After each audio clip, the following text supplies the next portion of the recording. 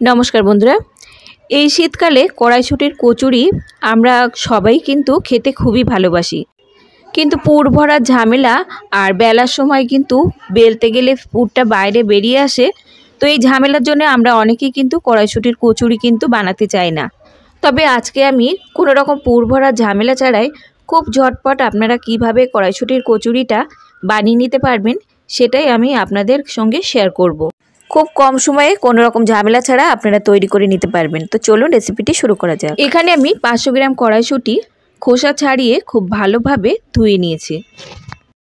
এবার একটা মিক্সি জারের মধ্যে কড়াইশুঁটিগুলো নিয়ে সঙ্গে আমি 1 ইঞ্চি মতো আদা ছোট ছোট টুকরো করে কেটে রেখেছিলাম সেটা যোগ করে দিলাম।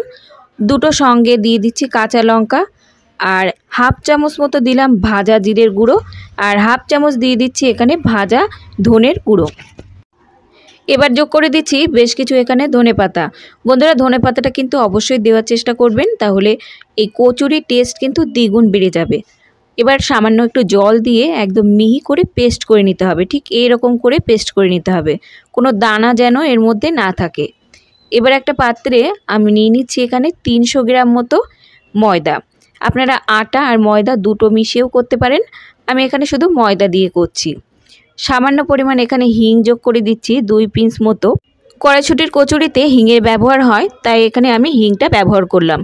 1 চামচ মতো দিয়ে দিলাম চিনি, আর স্বাদ মতো এখানে লবণ যোগ করে দিলাম। আর সঙ্গে বড় চামচের 5 চামচ মতো সাদা তেল এখানে যোগ করে দিচ্ছি।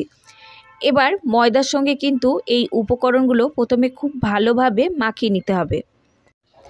তো উপকরণগুলো ময়দার সঙ্গে খুব ভালোভাবে মিশেছে কিনা তার জন্য ঠিক এরকম মুঠো করে নিয়ে ধরবেন, তাহলে এরকম দলা পাকিয়ে গেলে বুঝবেন যে সমস্ত উপকরণগুলো ময়দার সঙ্গে খুব ভালোভাবে মিশে গেছে। তো খুব ভালো করে মিশিয়ে নিয়ে এবার যে পেস্টটা তৈরি করে রেখেছিলাম সেই পেস্টটা দিয়েই কিন্তু এই ময়দাটা মেখে নেব। আর বন্ধুরা, এখানে কিন্তু আমি জল দিয়ে ময়দাটা মাখবো না, প্রথমে কিন্তু অল্প অল্প করে এই পেস্টটা দেব আর ময়দাটা মেখে নেব। যদি জলের দরকার হয় তো পরে শেষে কিন্তু এখানে জল যোগ করে মাখা যাবে। তো এবার শেষে আমি ব্লেন্ডারে মাত্র 1 চামচ জল দিয়ে মিশিয়ে নিয়ে বাকি যে পেস্টটা ছিল সেটা আমি দিয়ে খুব ভালো করে মেখে নিচ্ছি। আর মাখাটা কিন্তু খুব বেশি নরম কিংবা খুব বেশি শক্ত হবে না। মাখাটা যদি খুব বেশি নরম হয়ে যায় বন্ধুরা, তাহলে কচুরিগুলো কিন্তু একদমই ভালো হবে না। তো দেখতেই পাচ্ছেন বন্ধুরা, খুব বেশি নরম কিংবা খুব বেশি শক্ত করে আমি কিন্তু ডোটা মাখিনি। এবার ডোটা আমি মাখিয়ে নিয়ে এবার লেচিগুলো একটু বড় বড় সাইজ করে কেটে নিয়েছি। তো আপনারা আপনাদের পছন্দ মতো কিন্তু লেচিগুলো বানাতে পারেন। এবার আমি সামান্য পরিমাণ তেল দিয়ে লেচিগুলোকে বেলে নিচ্ছি। আমি এখানে তেল দিয়ে বেলছি, আপনারা চাইলে কিন্তু আটা দিয়েও বেলতে পারেন।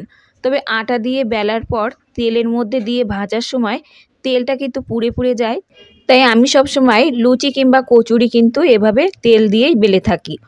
তো এবার আমি আরও একটা আপনাদের বেলে দেখাচ্ছি বন্ধুরা। খুব বেশি কিন্তু মোটাও হবে না আর খুব বেশি কিন্তু পাতলাও হবে না। তো এভাবে সমস্ত কচুরিগুলো আমি বেলে নিয়েছি। বেলে নেবার পর এবার একটা কড়াইতে আমি পরিমাণ মতো তেল নিয়ে তেলটা গরম হলো কিনা তেলটা একটু চেক করে নিচ্ছি।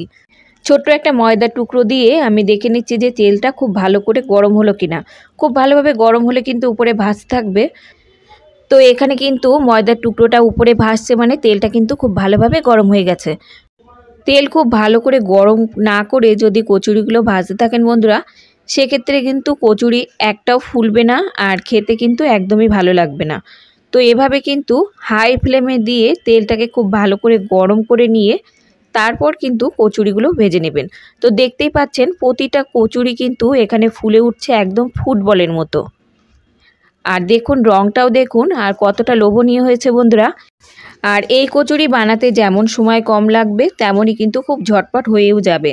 কোনো রকম এখানে পুর ভরার ঝামেলাও নেই কিংবা পুর ভরে বেলার ঝামেলাও কিন্তু এখানে নেই, তাই খুব ঝটপট কিন্তু এই কচুরিগুলো তৈরি হয়ে যাবে। আর বন্ধুরা, প্রতিটা কচুরি ভাজার পর তেলের উপর 5 থেকে 10 সেকেন্ড কচুরিগুলো তেলের উপর একটু ধরে রাখবেন, তাহলে এক্সট্রা যে তেল থাকে সেটা কিন্তু বেরিয়ে যাবে। তো এবার আমার সব কচুরিগুলো প্রায় ভাজা শেষ। তো এবার আমি সার্ভ করে নেব। আর আজকের রেসিপি ভালো লাগলে লাইক শেয়ার কমেন্টের সাথে সাথে চ্যানেলটাকে সাবস্ক্রাইব করে রাখার অনুরোধ রইল। বন্ধুরা, এই কচুরিগুলো আপনারা ছোলার ডাল কিংবা আলুর দমের সঙ্গেও কিন্তু পরিবেশন করতে পারেন। শুধু শুধু খেতেও কিন্তু ভীষণ ভালো হয়। তো এবার আমি সার্ভ করে নিয়েছি। সার্ভ করে নিয়ে এবার আমি আপনাদের একটা ভেঙে দেখাচ্ছি। দেখুন একদমই কিন্তু খাস্তা। তো বন্ধুরা, কোনো রকম পুর ভরা ঝামেলা ছাড়া কচুরিগুলো আপনারা এভাবে বাড়িতে একবার ট্রাই করে দেখুন, আপনাদের খুবই ভালো লাগবে। আর আজকের রেসিপি ভালো লাগলে লাইক করতে কিন্তু একদমই ভুলবেন না বন্ধুরা। আর নতুন বন্ধু হয়ে থাকলে আমার চ্যানেলটাকে সাবস্ক্রাইব করে রাখার অনুরোধ রইল। আজ তাহলে এই পর্যন্ত বন্ধুরা, দেখা হবে অন্য কোনো রেসিপির সঙ্গে। ততক্ষণ সুস্থ থাকবেন, ভালো থাকবেন। আর রেসিপিটি সম্পূর্ণ দেখার জন্য সকলকে ধন্যবাদ।